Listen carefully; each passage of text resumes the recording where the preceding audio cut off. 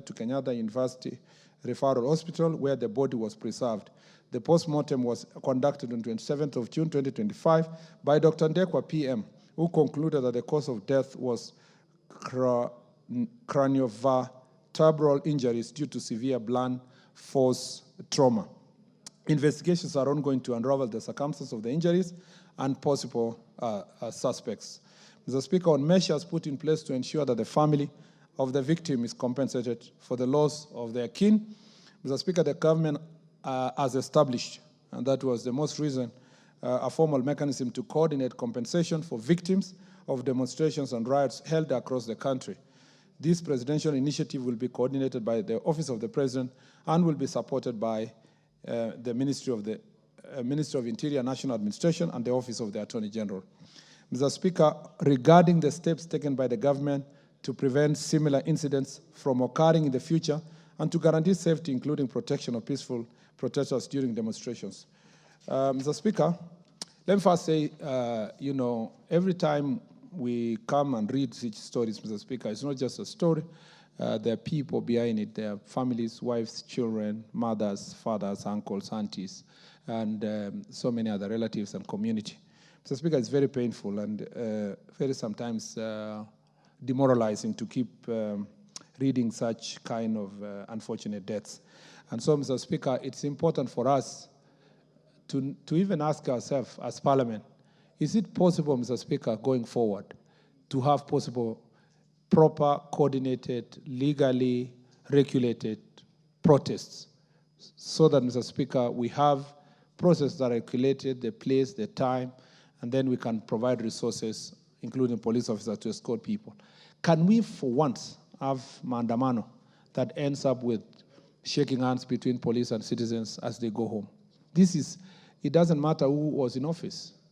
The overall party leader of Honorable Mbui, who had asked a question earlier, was in the same post, was a president just the other day. And you know, Mr. Speaker, it didn't matter the side where we were or where the others are at the moment. Can we, for once, as an entire parliament and political, in a bipartisan manner, find ways of ensuring that protests can be peaceful in Kenya? That's all that really bothers me every day. Because, Mr. Speaker, let me say that police officers are not politicians. They are not pursuing a particular political agenda. But every time protests happen, they are the ones who are the most discussed. They are the ones who find themselves, they have committed offenses or suspected to commit offense. They are tired. They have to be in the streets for over 24 hours. Mr. Speaker, innocent young people are also finding the loss of life. Children and are left fatherless. Mr. Speaker, it is not acceptable. We just have to agree as a nation, somehow, in a bipartisan manner, that we can find a mechanism that makes protests peaceful. Mr. Speaker, and every time, what pains us from even the ministry, is every time we announce that whoever is preparing protests to tell us the time and the route, we are the same people who are elected who go public and say that our right cannot be regulated. We'll protest anywhere, anytime, the way we want. But, Mr. Speaker, neither us nor our children get injured in this protest. So, Mr. Speaker, we just have to think about how best we are going to deal with this issue. Of course, apart from an exception of Honorable Mbui and a few others, Mr. Speaker, I know that's where Honorable Mbui was going to go, whom I sympathize with the situation he went through last time. But in most cases, it is the poor people who end up fatherless and suffer. So, Mr. Speaker, the government remains committed to complying with the existing laws governing public order management and adhering to policy directives on the use of force through the following measures. 1, continuous training and professional development programs for police officers, which focuses on evolving trends, specialized techniques for riot management and other relevant areas to enhance operational effectiveness during demonstrations. 2, utilization of tools such as CCTV, surveillance, drone monitoring, digital communication system, and incidental mapping to monitor crowds, track real threats to real times, and coordinate timely interventions, thereby improving the effectiveness of law enforcement during protests. Even as the National Police Service prepared the same, I want to thank businesses across the country who have installed their own CCTVs. Because of the 15,000 1,500 people arrested, Mr. Speaker. Most of them was as a result of CCTV cameras that are privately owned that helped us to see the people went to loot supermarkets, the people who, Mr. Speaker, committed certain offenses. Of course, media also helped, and filming by citizens, including the incident which I will answer later, that involved a young man who was shot, Mr. Speaker, and armed. So the presence of technology can be of great help. Mr. Speaker, engagement with community leaders like civil society organizations, Murkomen initiatives, to also ensure that there is an early warning systems. Issuance of advanced public advisories and use of media engagement to promote peaceful demonstration and warn against unlawful activities. We've been engaging the media to also exercise a lot of restraint and become responsible when they're reporting. Use of advanced, leveraging real-time intelligence, informer networks and surveillance systems to identify planned disturbances and criminal actors before mobilization. Arresting and prosecuting persons who engage in criminal activities that undermine law and order, including the planners and the financials. I thank you, Mr. Speaker. Thank you, Honorable Speaker, and I thank the Cabinet Secretary for his response. Although, Honorable Speaker, there is an assumption that all victims of police brutality they died by either a bullet. And Honorable Speaker, my follow-up supplementary would be for the Cabinet Secretary to just confirm that it is true there are youths who died during the protests, and whether some of them died as a result of beatings. And here in Nairobi, Honorable Speaker, the police, and there was a special unit of goons who are operating with the police, and unfortunately this team beat some of these youths, and Brian, one of the youths who, there was a video even in town of him protesting at the time, and he's one of the youths who were beaten by the police and unfortunately died painfully much later in the day, Honorable Speaker. So we just want him to confirm that these are one of the victims who will also get compensation at the right time. Thank you, Honorable Speaker.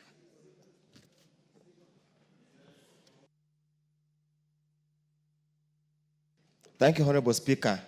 I just wish to ask the Cabinet Secretary to what measures is put in place to ensure the National Police Service or the police are there to High Court judgment or directive that required any policeman assigned for purposes of riots or demonstration should be easily identifiable. That's by name, they have a tag, they don't put on masks to conceal their faces, they don't put hoods to conceal their identity, and their uniform. Because, Honorable Speaker, we have seen so many plainclothes people, nobody knows whether they are security men or they are hooligans or the terrorists, as he calls them, working hand in hand with the police. And the ones that are responsible for most of the deaths and the injuries to innocent demonstrators. Thank you, Honorable Speaker. Thank you, Speaker, and thank you to the CS. Sorry, I thought you said Waziri. My name is synonymous to Waziri, so sorry. Thank you, Speaker, for giving me the chance to ask, and thank you to the CS. I'm happy that you are going to compensate the victims. Matu lost 2 lives. But my question, what about those who lost properties? So can you clarify whether you are going to compensate those who lost properties? Thank you.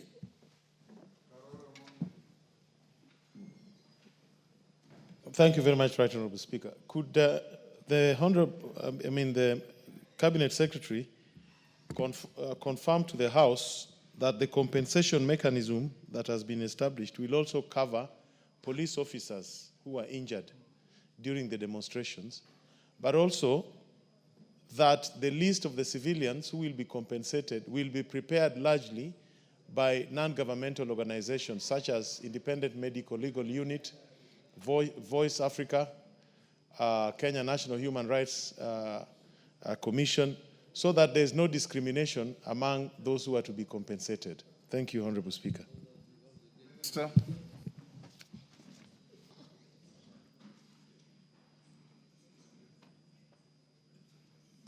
Mr. Speaker, first let me say, yes, there are people who died in the demonstrations, not as a result of bullets, Mr. Speaker, but different injuries. You remember that, Mr. Speaker, there were all kinds of hooligans who are carrying stones, some machetes, Mr. Speaker, others they had rungus and all kind of crude weapons. So, Mr. Speaker, that is what makes it very difficult to know whether this very gentleman was injured by a police officer or a civilian. Mr. Speaker, there is no civilian wing of police officers. There is no wing of police officers that are goons that were working with police. I shall be responding to another statement in relation to the same. And, Mr. Speaker, we are making it very clear, Mr. Speaker, that the police officers find themselves sometimes in between two warring demonstrating groups, some saying we are for peace, some saying we are protecting our property, and so forth.